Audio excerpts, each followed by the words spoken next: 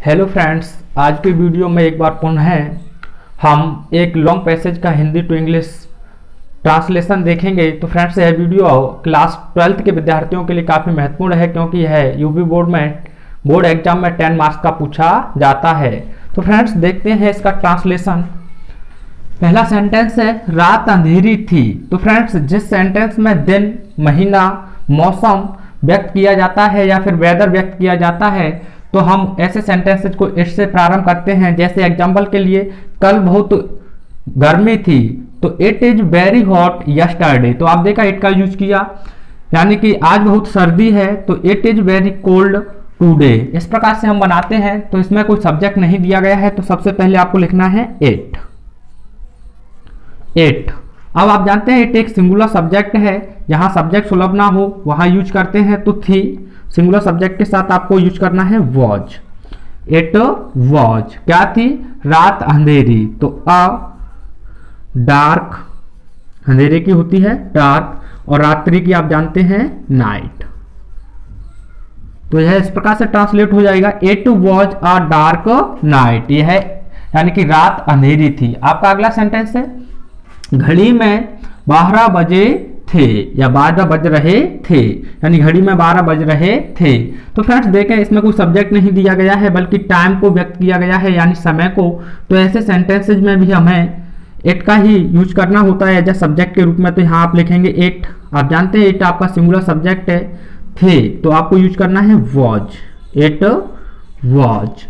12 बज रहे थे तो 12 के लिए आप लिखेंगे 12।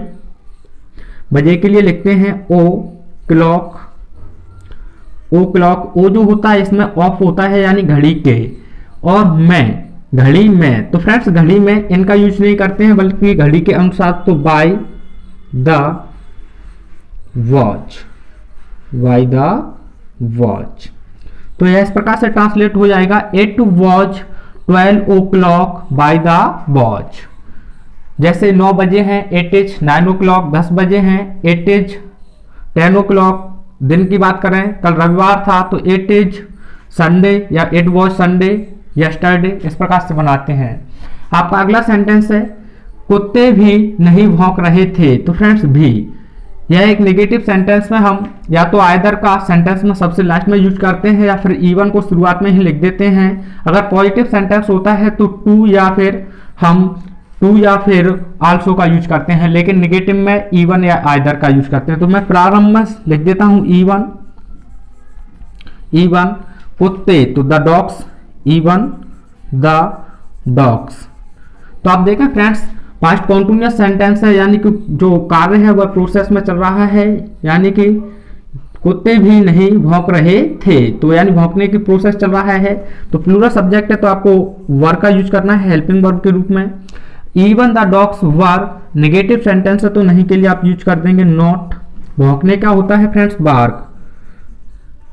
तो कंटिन्यूअस में आप जानते हैं V1 प्लस क्रिया फर्स्ट फॉर्म में ing का यूज करना होता है।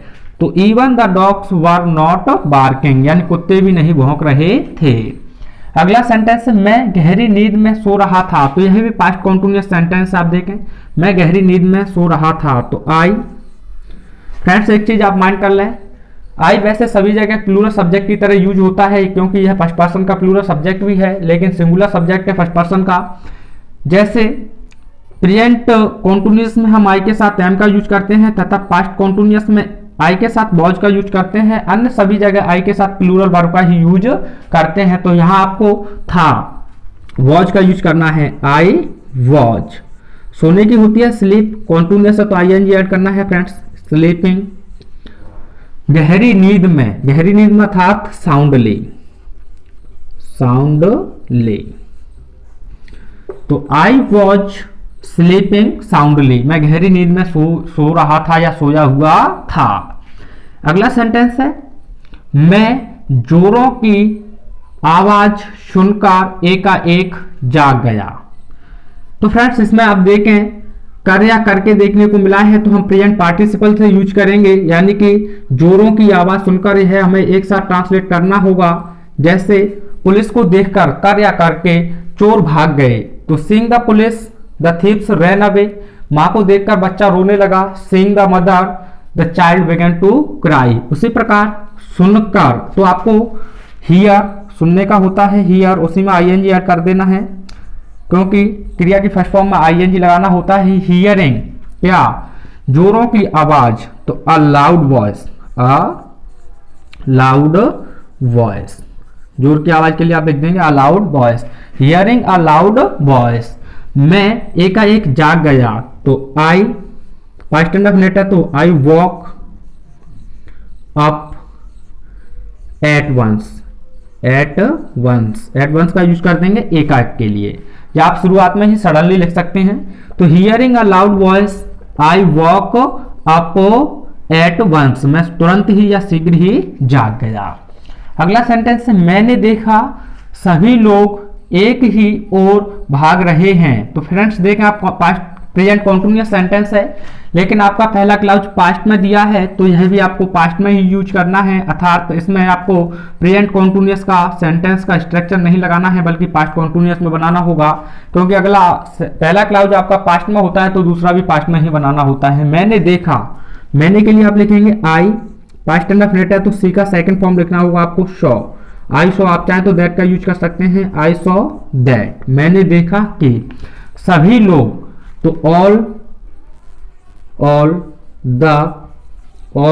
द प्यूपिल, मैंने देखा ऑल द प्यूपिल भाग रहे हैं, अर्थात भाग रहे थे, तो वर भागने का होता है रन, उसमें आपको आईएनजी का यूज करना है, तो रनिंग, तो पीपल वर रनिंग, यानी कि all the people were running. यहाँ आर का यूज नहीं करना है फ्रेंड्स, क्योंकि आपका जो पहला सेंटेंस है वह पास्ट में दिया है। आगे लिखा है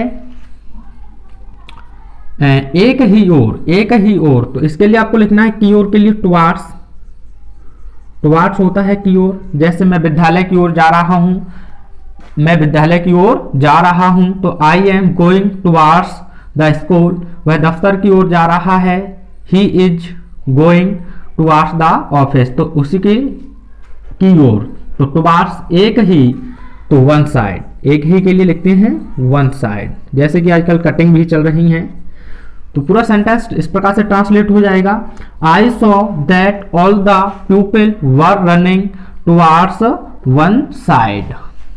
तो फ्रेंड्स आपका अगला सेंटेंस है कुछ लोग पानी लिए जा रहे थे, कुछ लोग पानी लिए जा रहे थे, अर्थात तो सामान होता है तो के साथ के लिए हम विद का यूज करते हैं, तो आपको यहां लिखना होगा कुछ लोग, सम पीपल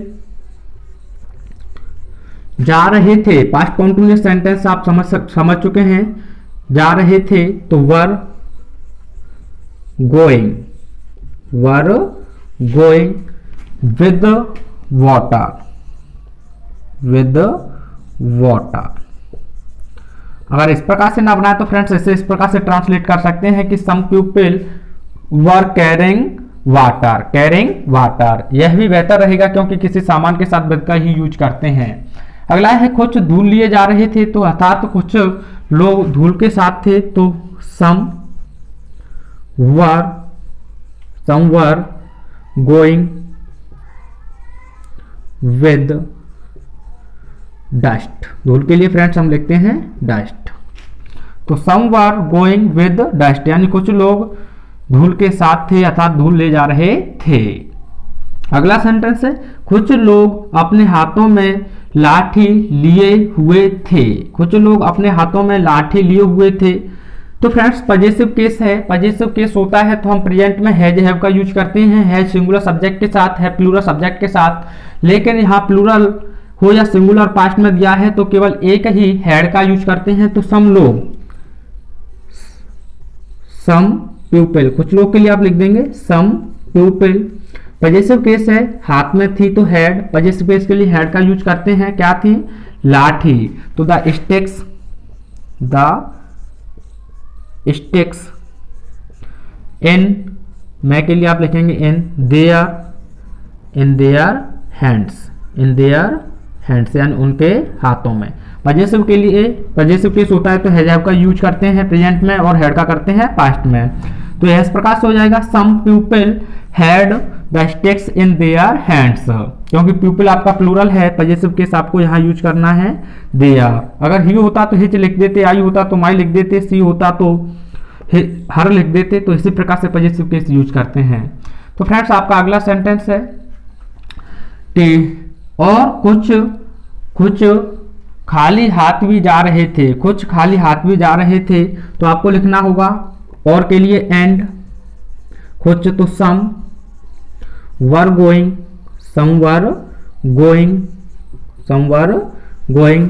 एम्प्टी हैंड्स, खाली के लिए आप लिखते हैं एम्प्टी हैंड्स, एम्प्टी हैंड्स। तो somewhere going empty hands. तो फ्रेंड्स आपका अगला सेंटेंस है कुछ देर में या कुछ देर तक, यहां कुछ देर तक होगा, कुछ देर तक मैं समझ ना सका, कुछ देर तक। तो इसके लिए आप लिख सकते हैं या तो फॉर अ व्हाइल या फिर मैं लिख देता हूं for some time, for some time, कुछ समय तक, यानी फॉर सम टाइम, कुछ समय तक मैं समझ ना सका, मैं समझ ना सका कि क्या बात है। तो फ्रेंड्स यहाँ इंट्रोगेटिव नहीं है, यानी प्रश्न नहीं पूछा गया है, बल्कि असर्टिव के रूल से बनाएंगे। तो मैं आई समझ ना सका, तो पास्ट में है, सका के लिए आपको पास्ट में यूज करना होता है, तो कुड, आई कुड। नेगेटिव है तो नॉट का यूज कर देंगे, आई कुड नॉट। तो कुड नॉट के साथ V1 का यूज करना है, तो वर्ब है समझना, तो इसके लिए आप लिखेंगे understand, understand. I could not understand, मैं समझ ना सका कि क्या बात है, कि क्या बात है। तो फ्रेंड्स पास्ट में आया है, यहाँ है जरूर देखने को मिला है, लेकिन वॉज का यूज करना होगा। तो की के लिए आप लिखेंगे दैट, क्या बात है तो व्हाट, और बात के लिए आप लिखते हैं the matter, the matter, matter. अब वॉज लिखना होगा आपको, तो पूरा सेंटेंस हो जाएगा फॉर सम टाइम, यानी कुछ समय तक, आई कुड नॉट अंडरस्टैंड, मैं समझ ना सका, that what the matter was, कि क्या मामला है, अर्थात क्या मामला था। आप चाहें तो फ्रेंड्स इसना स्क्रीनशॉट ले सकते हैं। आगे देखते हैं फिर। तो फ्रेंड्स आपका अगला सेंटेंस है कुछ देर में आसमान में ढेर सारा धुआं और रोशनी दिखाई पड़ी। क्या दिखाई पड़ी? ढेर सारा धुआं और रोशनी।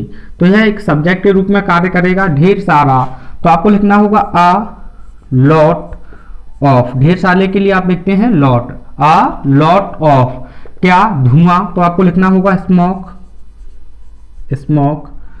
और एंड रोशनी, या तो ब्राइटनेस या फिर मैं लिख देता हूं लाइट, ब्राइटनेस भी यूज कर सकते हैं। अ lot of smoke and light. कहां दिखाई दिया? दिखाई पड़ा। तो एपियर यूज करते हैं या सीम यूज करते हैं, तो यहां पास्ट में है तो एपियर्ड यूज करना होगा आपका, appeared in the sky, in the sky, in the sky. आप चाहें तो फ्रेंड्स कुछ देर में, तो इसे आप प्रारंभ में ही लिख लें कि इन द, या in the some time, in the some time. इसे आप प्रारंभ में लिख दें या फिर लास्ट में भी लिख सकते हैं। In the some time a lot of smoke and light appeared in the sky. अगला सेंटेंस है फ्रेंड्स ज्ञात हुआ। ज्ञात हुआ था अर्थ जाना गया, तो इसमें आपको लिखना है इट, वैसे वॉइस बनाना होगा इट इज नोन, यानी जाना गया, it is known, it is known कि एक मकान में आग लग गई थी। की के लिए आप लिखना है दैट कंजक्शन के रूप में, कि मकान में आग लग गई थी। तो फ्रेंड्स आग लगना था, आग पकड़ी जाती है तो कैच फायर का यूज करना है, लेकिन यहाँ पास्ट में देखा है तो कॉट फायर लिखना होगा। तो एक मकान में, तो द हाउस या a house, the house caught पकड़ ली अर्थात लग गई, caught fire, caught fire, that the house caught fire. और सब लोग भाग गए थे, अर्थात सभी लोग भाग चुके थे। और एंड सभी लोग, all the people, all the people. तो फ्रेंड्स पीपल प्लूरल होता है, इस चीज को आप माइंड कर लें, इसमें एस लगाने की हमें जरूरत नहीं होती है। एस जब लगाते हैं जब अदर, अदर स्टेट या अदर कंट्री के पीपल होते हैं। तो ऑल द पीपल भाग गए थे, तो had rushed away, rushed away, had rushed away यानी भाग चुके थे। That the house caught fire कि एक घर ने अग्नि को पकड़ लिया, and all the people had rushed away और लोग सभी लोग दूर भाग गए थे। अगला सेंटेंस है फ्रेंड्स आपका किंतु। किंतु आप कनेक्टिव वर्ड है तो आप इसे यूज करना है वट, किंतु परंतु लेकिन, उसके लिए आप वट का यूज करते हैं। आगे है एक माँ अपने बच्चे के साथ उस मकान में जल रही थी, यानी कि एक माँ अपने बच्चे के साथ उस मकान में जल रही थी, तो के साथ विद का यूज करते हैं। तो एक माँ अ मदर के साथ विद। अब फ्रेंड्स आप जानते हैं फीमेल है, पॉजिटिव केस अपना अपने के अर्थ में आपको हर का यूज करना है, हर चाइल्ड। अगर यहाँ आई होता तो माई लिख देते, अगर ही होता तो हिच लिख देते। तो आपको लिखना है but a mother with her child. जल रही थी, पास्ट कॉन्टिन्यूअस सेंटेंस है तो आपको लिखना होगा वॉज। जलने के लिए लिखते हैं वर्न, तो इसमें आईएनजी ऐड करना है तो burning. But a mother with her child was burning, यानी मैं के लिए आप लिखेंगे इन, उस घर में। तो दैट हाउस, तो पूरा सेंटेंस हो जाएगा what a mother with her child was burning and that house. अगला सेंटेंस है माँ के महान प्रेम की, यानी माँ के महान प्रेम को कौन नहीं जानता है या कौन नहीं जानता। तो कौन नहीं जानता, कौन के लिए आप जानते हैं हु का यूज करते हैं। नेगेटिव सेंटेंस है प्रेजेंट इंडेफिनिट में तो does not, who does not, क्योंकि आप जानते हैं सिंगुलर सब्जेक्ट है। हु डज नॉट कौन नहीं जानता, हु डज नॉट। जानने का होता है तो नो, फर्स्ट फॉर्म लिख देंगे हु डज नॉट नो, क्या नहीं जानता माँ के महान प्रेम को। तो the great love of mother, the great love of mother. तो who does not know the great love of mother, यानी एक माँ के महान प्रेम को कौन नहीं जानता है। अगला सेंटेंस है माँ का प्यार निस्वार्थ प्रेम का सबसे उत्कृष्ट उदाहरण है, सबसे उत्कृष्ट अर्थात सबसे अच्छा उदाहरण है।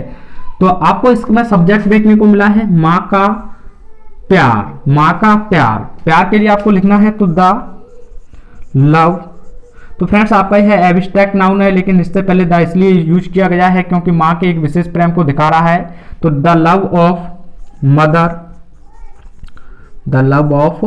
मदर है इज, सबसे उत्कृष्ट तो सबसे अच्छा उदाहरण, सबसे सुपरलेटिव डिग्री है तो द बेस्ट, सुपरलेटिव गुण का होता है बेस्ट, तो इज द बेस्ट।